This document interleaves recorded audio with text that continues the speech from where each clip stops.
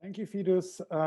Thank you for the invitation and thank you for your time and all the participants' time to really listen and I hope also to discuss with us after our presentation. So what I wanted to talk about, or what Fidus asked me to talk about, is to talk about a bit about electronics watch, how we work, how this whole system works, and what social criteria in public procurement can actually what kind of impact we can actually see. So what I wanted to start with is, and we have already heard a great perspective from Dalma. I really like this very strategic perspective that Budapest is taking, and a very step-by-step process was already explained. So just my perspective on the procurement process, we have heard market engagement before the tender is really important, and it really is. Sustainable public procurement is a lot about communication. But then the question is, how do you make use of social or green criteria, when to ask for what? And there are basically, you can boil it down to three or two big areas of where you can put in criteria, and of several impact points. So you do have the tender phase, where you develop your tender, you publish your tender, and you get bids, and you have the contract management phase. The big difference in these two phases is how long they last, and this is actually quite important. The longer you have, the better you're able to look into sustainable changes, the better you're able to look into getting information from your suppliers and being able to check this information. So, but first, let's look at the tender phase. During tender phase, you can develop some selection criteria, you can develop some award criteria. But then you always, if you ask for something, say you ask for specific green procurement criteria, or you ask for specific social procurement criteria, you always need to verify these. How do you verify? You need to get certifications, you need to ask for self-declarations. They can look, for example, like documents that talk about codes or policies. But within a tender process, you have 6 to maybe 18 months where you ask for the details and you get data back to check. So it is a quite limited time, because obviously not your entire work will focus during the tender phase on social or green criteria. You have to do also all the other technical procedures that are central to tendering and to procuring. So this is really important to get to kind of keep in mind. You have limited time, you have limited resources, so you need to kind of economize. This means that you will not have so much time in checking whether the certifications are good, whether the self-declarations actually declare on data that is true. So you have to kind of believe what your bidders, or what the industry, or what the specific companies are telling you. With organizations like, for example, the city of Stockholm and the region of Stockholm that Josephine was talking about, they have built up processes that are already so complex and so well funded that they can actually use these kind of data and really check them within the very short time. But if you really want to see not only companies telling you everything is fine, or we might be having some problems here, but if you really want to see improvements, you will need to focus on the contract management phase. You will need to look at the time you actually have during the contract. And this is mostly 2 to 5 years. Some contracts even go beyond. We see contracts that are 7 years long. So here you have a very long time where you can really talk to your supply chain, talk to your suppliers, ask them questions, wait for answers, check their answers, ask questions again. So you can have a very iterative process of understanding what is happening in your supply chain, asking for improvements, and looking whether these improvements are actually happening. So this is much longer, you can see improvements, you can see changes. And this has a procedural approach. So you really look into continuous improvement, and you really have to do the engagement. You really have to talk to those people. This is not to say that it is either the tender phase or the contract management phase. The best systems really have to include both phases and have to focus on both phases. As Josephine and also as Dalma has mentioned, it is a complex issue, and you have to take the first step and learn from one step to the next what is best. So if you look from kind of a more of an abstract perspective, you can demand decent working conditions in your supply chains. This is legally possible. So you can include, for example, contract conditions that talk about ILO core labor standards. But if you do that, this is already the first step. This is good.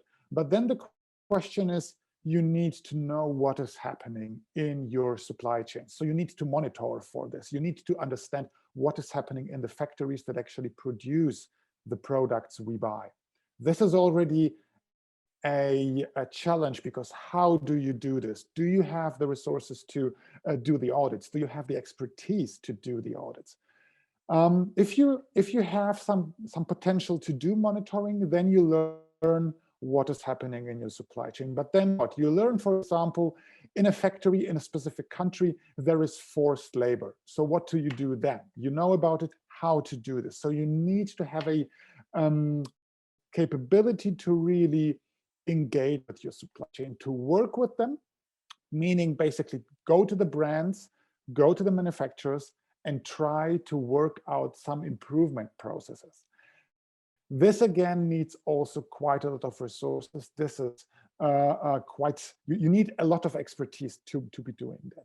Electronic swatch is basically these are the 3 steps we support our affiliates with. We provide the monitoring capability, and we provide the engagement expertise to really push for change and push for improvements.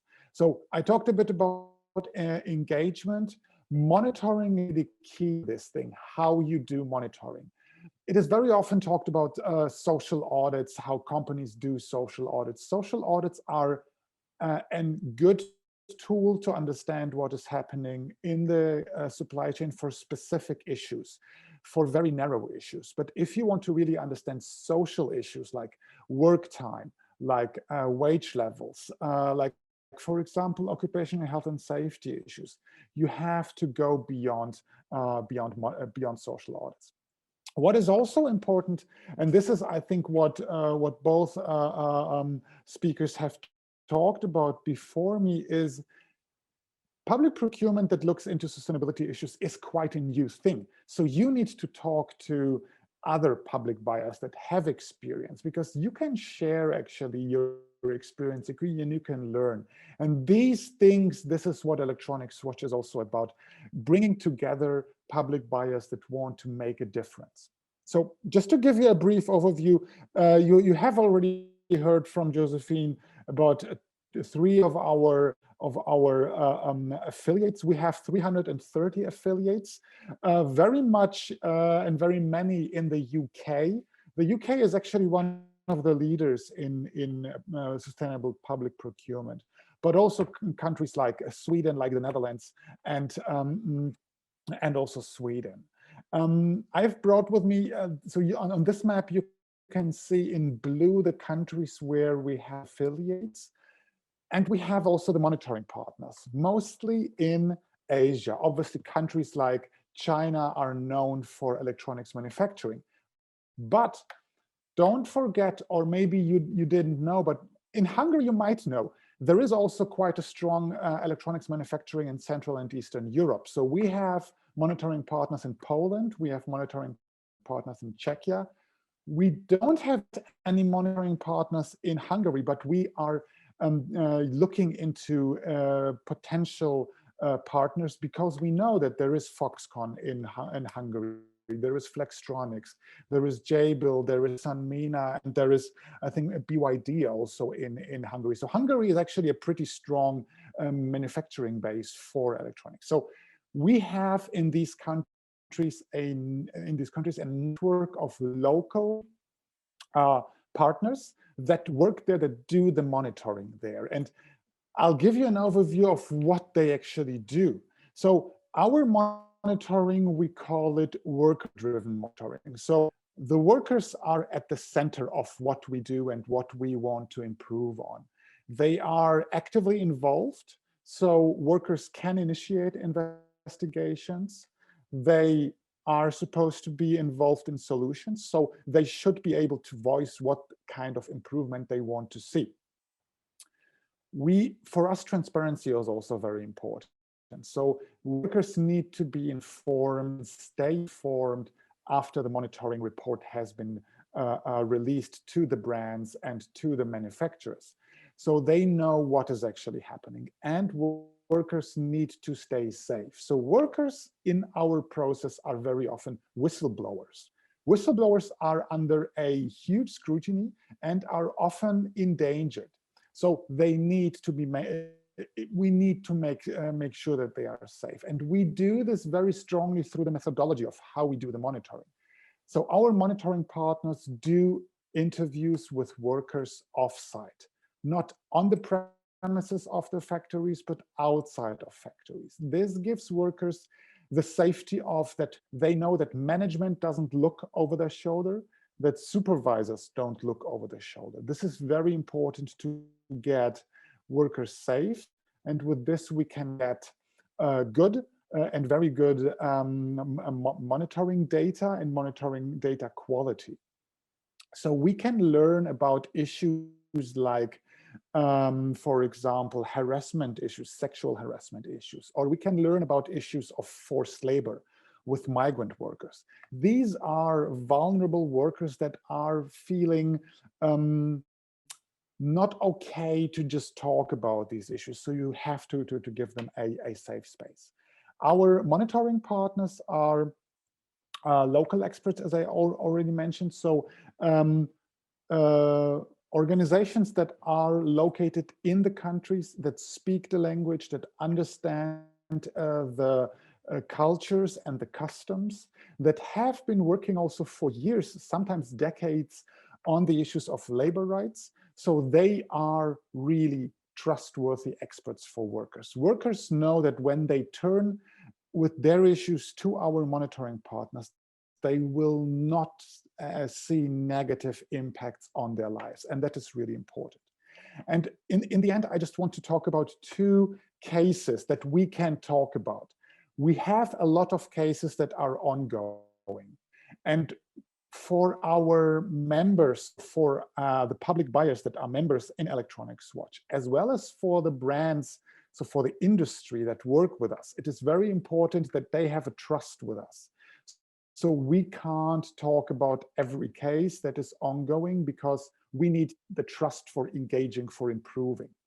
But some cases that are finished, that are finalized, I can talk about. So this case was a case of forced labor in Thailand. This was about a company that is called Calcom from Taiwan, and they supply to companies like HP, Western Digital, Cisco, and so on and so forth. So should you have been procuring HP printers between 2016 and 2018, this is also a case that has been affecting your supply chain, because Calcom has been a supplier for HP printers in this time. So what our partner found, our monitoring partner found in the factories in Thailand was migrant workers from Myanmar.